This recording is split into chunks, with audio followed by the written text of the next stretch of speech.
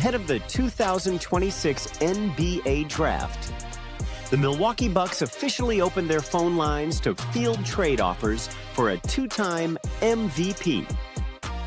The modern NBA tells us that when a superstar makes this demand, the deal gets done. But Giannis Antetokounmpo is discovering a terrifying reality. When you play for something and you're facing adversity, you figure out a way to buckle down and respond. How did the most dominant force in basketball lock himself inside a financial matrix that makes trading for him statistically impossible? And while massive markets prepare to empty their vaults, the true leverage is secretly held by franchises Giannis refuses to play for. The breakdown did not happen overnight. It was a slow, agonizing 12-month decay of trust, leverage, and assets.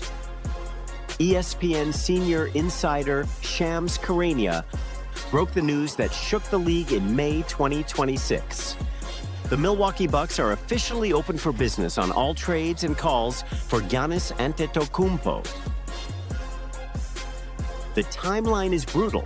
Milwaukee co-owner Jimmy Haslam has effectively issued an ultimatum, stating this saga will end in either a long-term commitment from the Greek Freak or a massive trade ahead of the June 23rd NBA Draft. Communications are complicated at times because you have agents involved, you all the press involved, you have the player involved. Giannis has made it clear for months that he believes the time has come to part ways.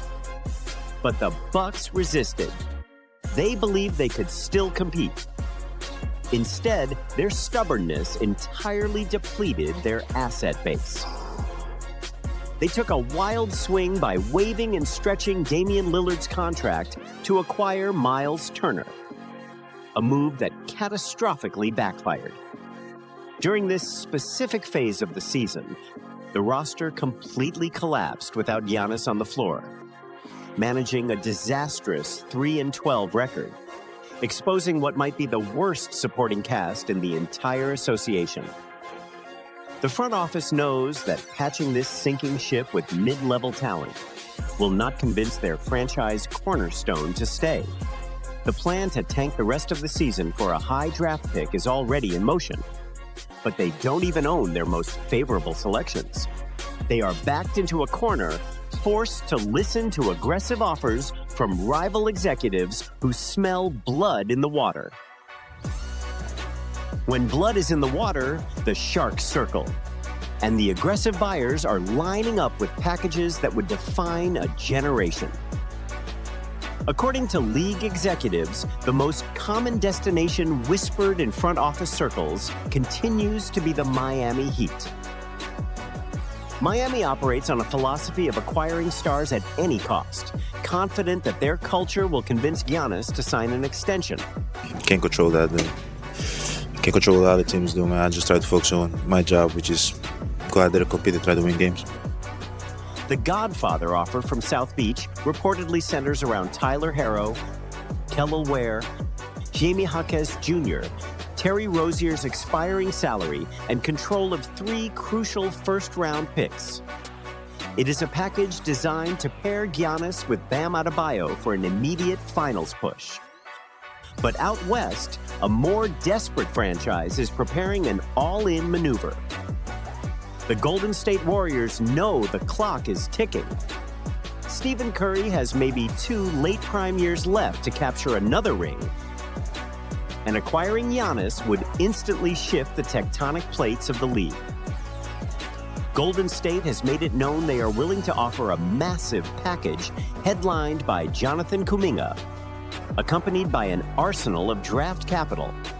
They have control of 7 first-round picks, including 3 unprotected selections and 3 swaps.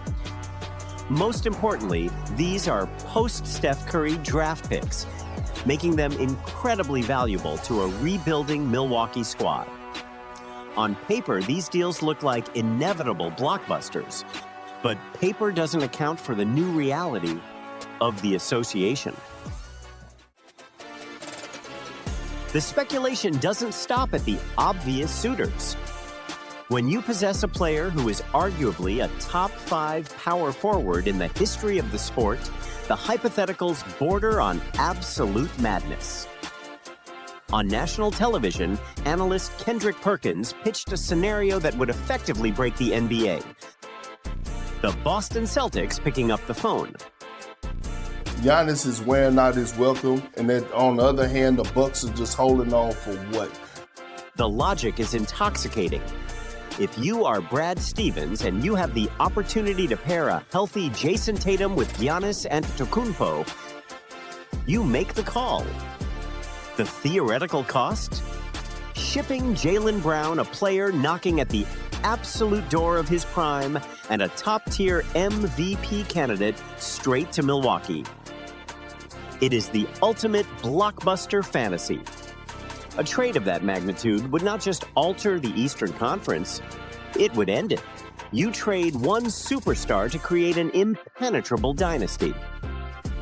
But this is exactly where the fantasy violently collides with the corporate boardroom. We are conditioned to believe that if the players want it and the talent matches up, the trade gets approved.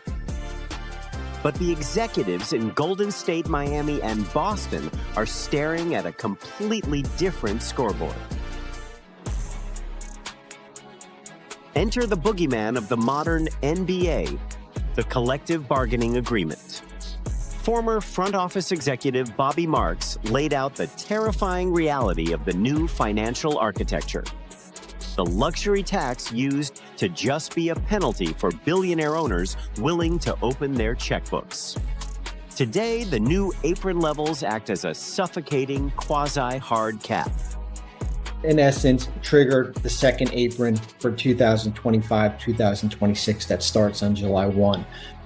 For the 2025 to 2026 season, the first apron sits at exactly $195.9 million. The second apron, the heavy hitter club, is locked at $207.8 million. And here is the trap. While the overall salary cap might increase by 10%, the league is not using that projected increase for the apron levels. That is precisely why players like Gary Harris and Corey Joseph had their team options brutally declined. If a franchise triggers either of these aprons, they lose nearly all mechanisms to improve their roster. You cannot use the mid-level exception. You cannot acquire a player via a sign and trade. You cannot use pre-existing trade exceptions. If Golden State or Boston tries to absorb Giannis's massive contract, they aren't just paying a tax. They are triggering a set of financial tripwires that legally prevent them from surrounding him with a functional supporting cast. The rules were designed to parody the league, but they have quietly turned superstars into untouchable financial hazards. To understand why the market is paralyzed, you have to understand the most dangerous phrase in the new rulebook, post-transactional salary. The tax system is going to change a little bit as far as the brackets starting in 2025-26. The NBA no longer cares what your payroll looks like before you make a phone call. They only care what it looks like the second the ink dries. Last February, Milwaukee was entirely deep in the second apron. Yet they were legally allowed to aggregate the contracts of Chris Middleton and A.J. Johnson to take back a player like Kyle Kuzma. Why? Because the mathematical outcome of that specific transaction dropped them just below the dreaded second apron threshold. Your flexibility is dictated entirely by your landing spot. But when you are trying to trade for a supermax contract like Giannis Antetokounmpo, dropping below that threshold is mathematically impossible for a contender. The sheer size of his salary guarantees that the receiving team will cross the red line. And the moment they cross that line, the most punishing rule in the history of the sport is activated. This is the hidden architecture of the trap. If you are a team hovering near the second apron, you are legally forbidden from aggregating contracts. You cannot stack multiple mid-tier salaries to match the weight of a superstar. If Minnesota wanted to combine Dante DiVincenzo and Rudy Gobert to acquire a Kevin Durant or a Giannis, the system automatically blocks it. The math simply isn't allowed to exist. But it gets much, much worse. If a franchise like the Celtics or the Suns decides to gut their roster, bypass the aggregation rules by sending out massive single contracts, and willingly finish the 2025 to 2026 season over the second apron, the league takes a hostage. Your first-round draft pick, exactly 7 years into the future, becomes entirely frozen. You cannot trade it. You cannot leverage it. If a franchise acquires Giannis under these rules, their 2033 draft pick is locked in a vault. So keep on supporting the NBA, keep on watching the Milwaukee Bucks. You are mortgaging a future that you haven't even drafted yet, effectively guaranteeing that by the time your superstar ages out, your franchise will be bankrupt of young talent. The teams that actually want Giannis cannot legally build a championship roster around him once he arrives. They wouldn't be forming a super team. They would be buying a ticket to their own funeral. Which brings us to the ultimate bitter standoff. Because of these draconian rules, the heavy hitters are paralyzed.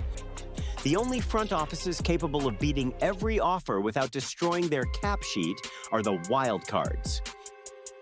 Teams like the Portland Trail Blazers or the Oklahoma City Thunder. Portland controls Milwaukee's future swaps and unprotected picks. They could easily package a Scoot Henderson and Denny Avdija to make the math work perfectly. But Giannis holds the final trump card. He has exactly 1 guaranteed year left on his contract. If he doesn't want to play for a rebuilding franchise, he simply won't re-sign in 2027, making it a suicidal gamble for Portland to gut their young core for a 1-year rental. The superstar refuses to go to the wild cards. The contenders are locked out by the second apron. And the Milwaukee Bucks are staring down the barrel of losing a generational talent for absolutely nothing in free agency. The fans are waiting for a blockbuster trade, but they are looking at a system fundamentally engineered to prevent it. The era of the superstar orchestrating his own destiny hasn't just paused. It has been quietly, ruthlessly dismantled in the boardroom.